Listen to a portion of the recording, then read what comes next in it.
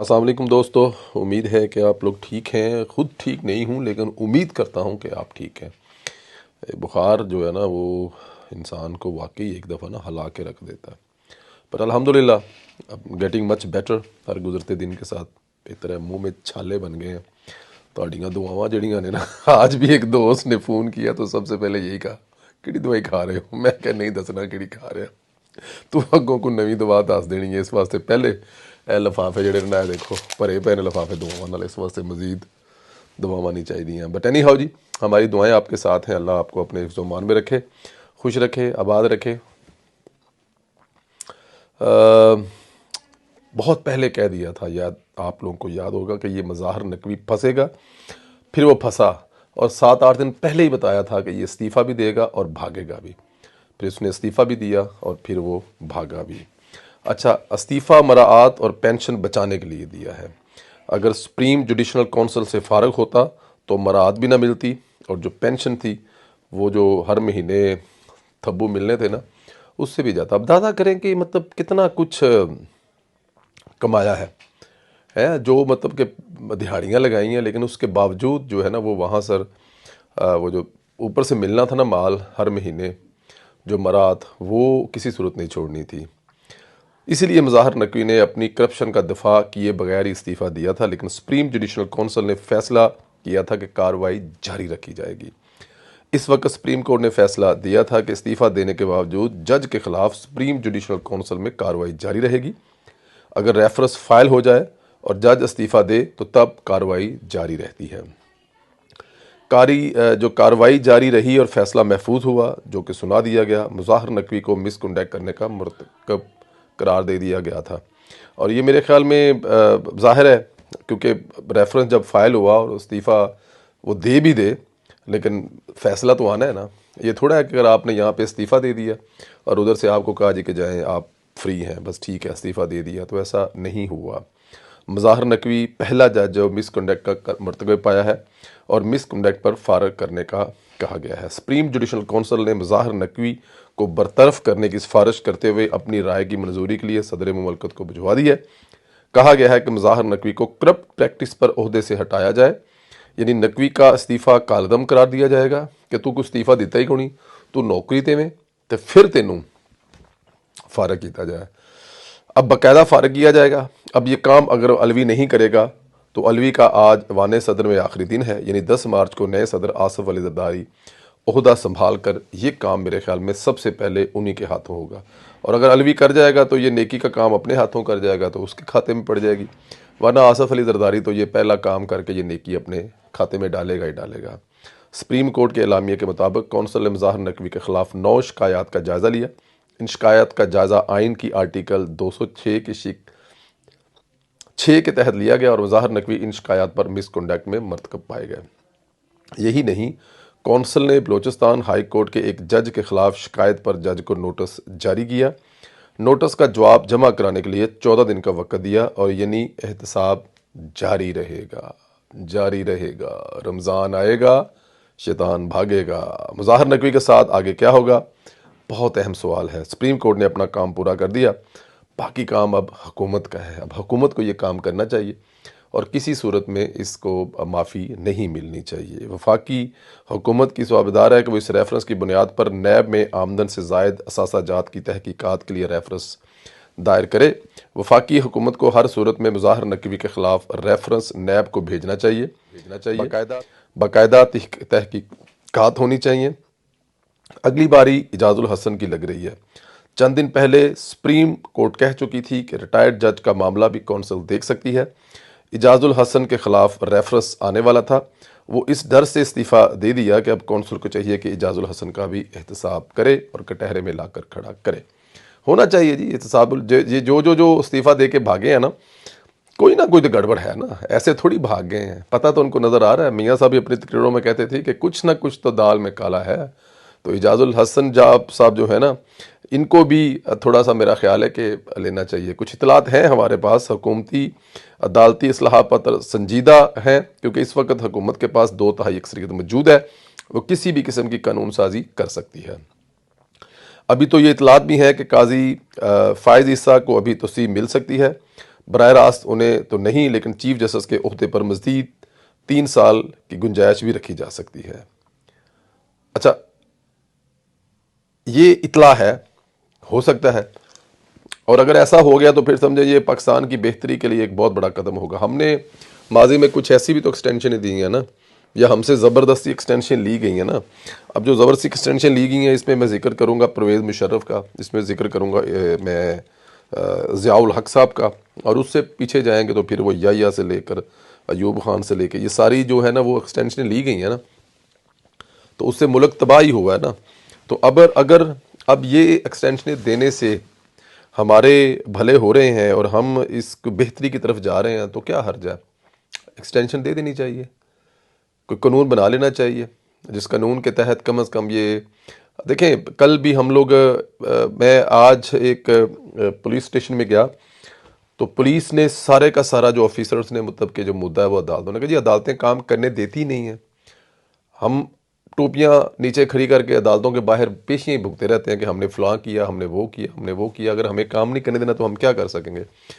तो अदालतों में अगर इस्लाहात होंगी तो मेरा ख्याल है पाकिस्तान आगे चलेगा।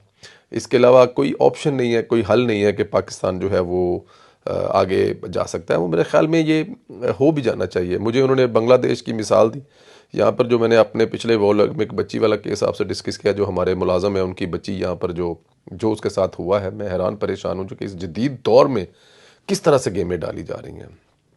और उसको पूरा शेल्टर है कानून का और पुलिस पूरी साथ मिली हुई है। मैं वो स्टोरी जो है वो एक दफ़ा दोबारा फिर करूँगा, उस पर मैं काम कर रहा हूँ। ये नहीं हो सकता कि उसको छोड़ दिया जाए और वो जी कोई एक कानून का सहारा लेके किसी की बच्ची को अगवा करके ले जाए। मैं उसको अगवा समझता हूँ, शादी नहीं समझता। तो उस पर हम काम करें। दूसरी तरफ मरीम स्पीड की बात करें तो चंद दिनों में मरीम नवाज़ ने साबित कर दिया कि आप करना चाहें तो कोई रुकावट नहीं हो सकती। वो एक सुपर स्पीड से चल रही है, पूरे पंजाब को बदल कर रख दिया है। अब कल का शेड्यूल वो भी मैं आपको बता देता हूँ, फिर आपको पता लगेगा कि ये मरीम स्पीड जो है ये सबको पीछे छोड़ देगी। सुबह अपने दफ्तर में एएसपी शहरबानो से मिली, कुछ तलबात से मिली। ये शहरबानो वही है जिन्होंने बड़ी बहादुरी से उस हजूम से उस बच्ची की जान छुड़ाई थी, जो जिसने कुछ ऐसा कपड़े पहने थे जिस पे कुछ लफ्ज़ लिखे हुए थे। वो मैं उसको डेफिनेट कुरानी तो नहीं कहूँगा आयात, लेकिन वो अरबी के लफ्ज़ थे। अब हमारा हाल ये है कि अरबी में अगर हमें पढ़ी हुई कुछ तहरीर भी मिल जाए जो जिसका मतलब कुछ भी ना हो, कुछ सरकारी दस्तावेज़ात हों अरबी में लिखी हुई, तो हम उसको भी चूमते फिरें तो ये हम एहतराम कर सकते हैं। लेकिन जो उसको ना चूमे या उसके साथ कुछ ऐसा करे जो कुरान पाक नहीं है लेकिन सिर्फ अरबी में लिखा हुआ है, तो वो मेरे ख्याल में उसके बारे में अब क्या कहा जा सकता है। खैर, शहरबानों से मिली और कुछ तलबात से भी मिली जो कि अपने अपने अदारों में बेस्ट थी। पंजाब स्कॉलरशिप प्रोग्राम यानी चीफ के अजलास की सदारत की, सुरगोदा पहुँच गई। अच्छा, लाहौर में ये सारी कार्रवाइयाँ करने के बाद मैडम जो है वो सुरगोदा भी पहुँच गई हैं और सुरगोदा वहाँ पे कार्डियोलॉजी अस्पताल की तामीरात का जायज़ा लिया है। इसके बारे में बता चुके हैं कि जैसे ये कल कहा गया कि मरीम नवाज़ जाके इसको स्टेट ऑफ द आर्ट बनाएगी, तो साथ ही खबर चल गई जी, जो हो ये तो पीटीआई के दौर का मनसूबा है। मोना सनई ने अपने अब्बे की तख्ती ला दी, पीटीआई वाले इमरान खान की तख्ती लगा दी, तो फिर रातों रात वो तस्वीरें शेयर की गई ताकि पहले बता दी जाएँ कि बाद में तुम लोग ये शोर ना करना कि ये तुम्हारे दौर का मनसूबा था। वो तस्वीरें आप लोग देख चुके हैं। तो खैर, उसकी तामीरात का जो जायज़ा लिया और उसके बारे में इंफॉर्मेशन ली, बताया कि कितनी देर में बनना चाहिए, कौन सी सहूलतें होनी चाहिए, और इस तरह का वो हर शहर में बनाने का इरादा भी रखती हैं। सरगोदा में एक वडेरे के जुल्म की शिकार लड़की को ख़ानदान से मिले, जो वो ख़ानदान ज़ाहिर है मज़लूम ख़ानदान है। जैसे मैं एक बच्ची का जिक्र कर रहा हूँ, ये मैं आजकल में मरियम बीबी से ये बताऊंगा, शेयर भी करूंगा कि किस लेवल पर किस तरह पंजाब में और लाहौर में ये जुल्म और ज़्यादतियाँ हो रही हैं, और इंशाल्लाह ताला छोड़ेंगे नहीं उसको। अचानक ज़िले के जो मेन हस्पताल है उसमें पहुंच गई, मरीज़ों से मिली, इनके मसाइल सुनी, दादरसी की। अच्छा, ये बड़ा अहम है जी कि आप जब हॉस्पिटल जाते हैं मरीज़ों से मिलें, उनके जब वार्ड में जाएंगे तो ये आपको पता लगेगा कि लोगों के मसाइल क्या हैं। तो ये मरियम का बड़ा अच्छा है कि वो अचानक पहुंची, लोगों के साथ घुल मिल गई, उनके मसाइल, बुज़ुर्गों से दुआएं ली। सरगोदा में कारकुनों से मिली, एक गाड़ी को रोका गया, वो गाड़ी पे कारकुन जो है वो प्लीज़ स्टॉप मैम, मरियम घूमी, ऊपर से वापस आई, पूछा जी बच्चों आपको कैसे पता था मैं यहाँ से। उन्होंने कहा जी हम लोग सुबह से यहाँ पर हैं, हम कहते हैं कि नून लीग ज़िंदा है, हम बिल्कुल रज़ाकाराना तौर पर नून लीग के लिए काम करेंगे। हमारी ये एक ही फरमाइश है कि जो ये न्याजी है ना, इसको घड़ी चोर को जेल में रहना चाहिए। खैर बच्चों से वो मिली, सरगोदा डिवीज़न के रुकने असम्बली से मीटिंग की, मसाइल सुने। अच्छा ये बड़ा अच्छा है, ये बहुत अच्छा है। ये भुट्टो साहब किया करते थे कि जब वो किसी डिस्ट्रिक्ट में जाते थे तो उस डिस्ट्रिक्ट के जितने उम्मीदवार होते थे, कैंडिडेट थे, वो जीते या हारे, वो सबसे मिलते थे, उनके मसाइल सुनते थे। ये एक जो खलीज है ना, जो वज़ीर आला या वज़ीर आज़म और उसके जो अरकान है उसके दरमियान में, जिस भी ज़िले में जाएं वहाँ के अरकान से हर हाल में मिलें। जब तक आप उनसे नहीं मिलेंगे आपको मसाइल का पता नहीं होगा।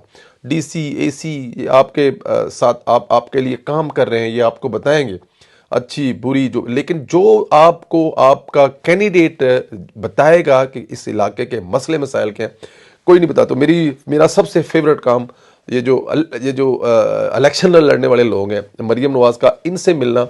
अगर मरीम नवाज़ ने यही तरतीब बना ली, जिस ज़िले में जाएंगी वहाँ के जो इलेक्शन लड़ने वाले कैंडिडेट हैं उनसे मुलाकात करेंगी तो इसका रिजल्ट देखिएगा कैसा शानदार रिजल्ट निकलेगा।